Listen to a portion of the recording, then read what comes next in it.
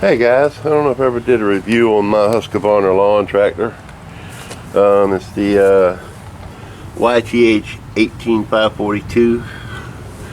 It has the Briggs & Stratton intake 18.5 540cc engine and 2.5 gallon tank. I just wanted to point out, I don't know why all this here black stuff is growing on it.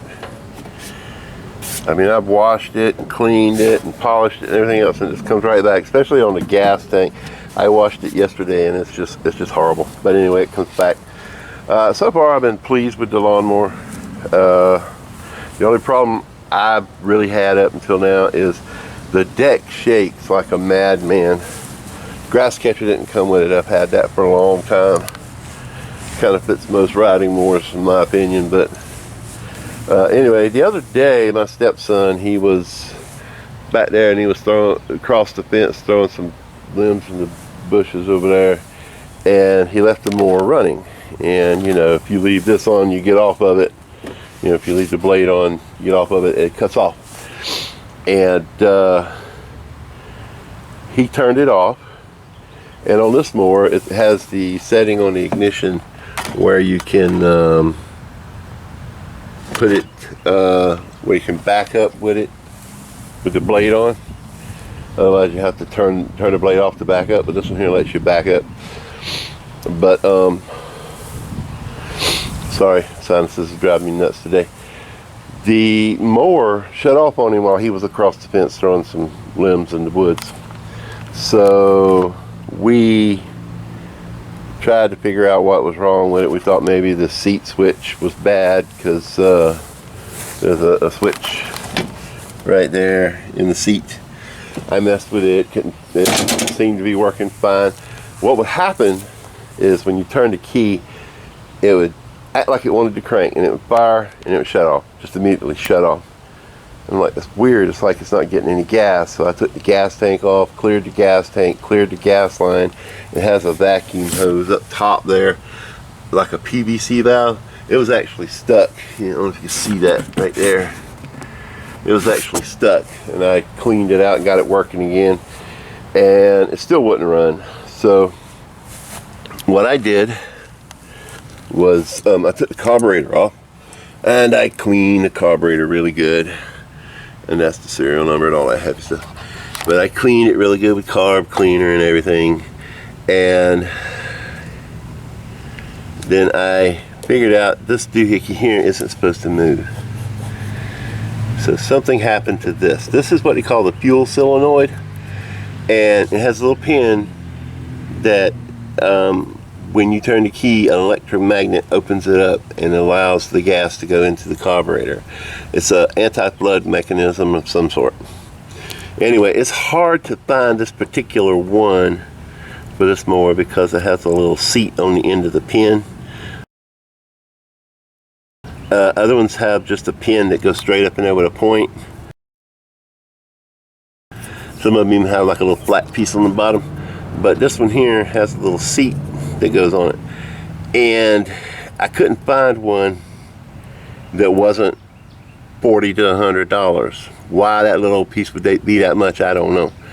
I could get it from China for $8 or $9, but I didn't want to wait a month to a month and a half to get it, if at all.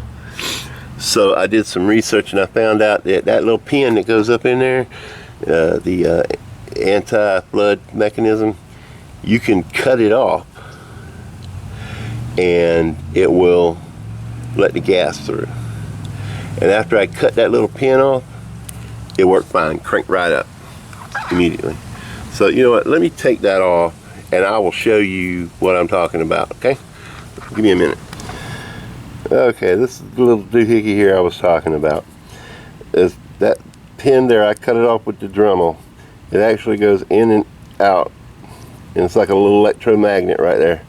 And these things have been around for decades. I don't even know why they even try to get as much money for them as they do. I mean, they're in everything. They're in washing machines, they're in dishwashers, they're in refrigerators.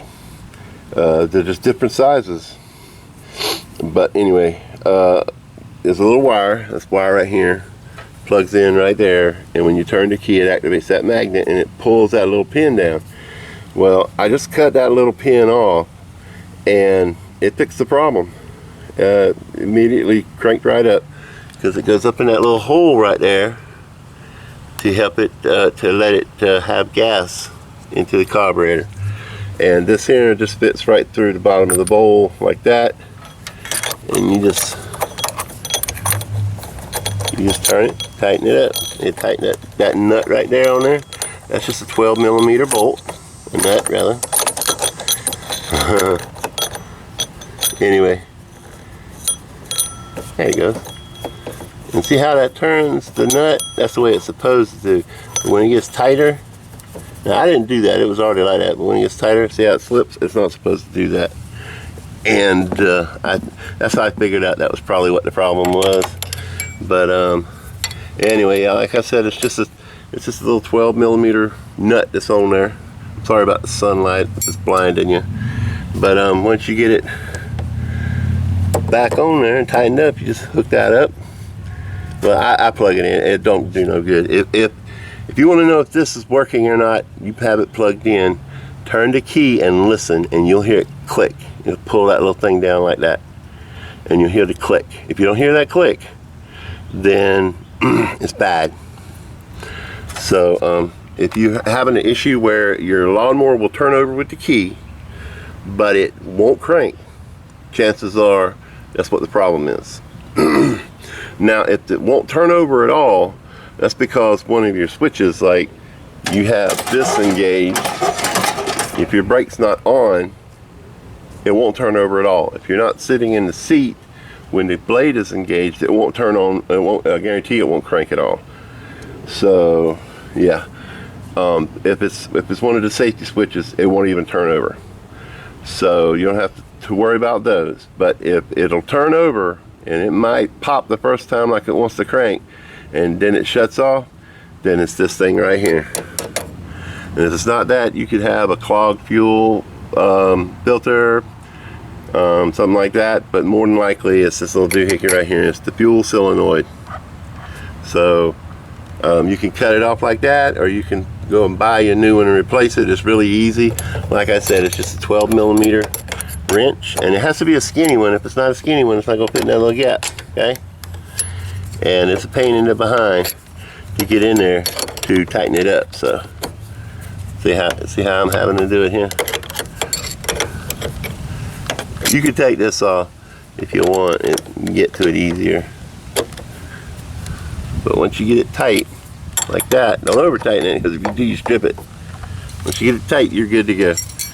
And I disconnected the fuel line so that see the gas coming out.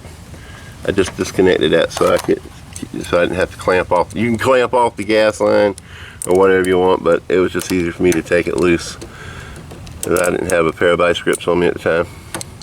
But that's all there is to it. So I hope this helped you out like it helped me out when I found out. I just want to spread the word. There's a lot of people out there talking about this thing here, and this is, like I said, the Husqvarna YTH18542 lawnmower with the Intech 18.5. If you have a fuel solenoid, check it.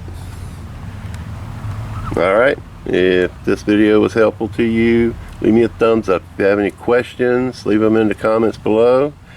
And I hope you have a great day and happy grass cutting.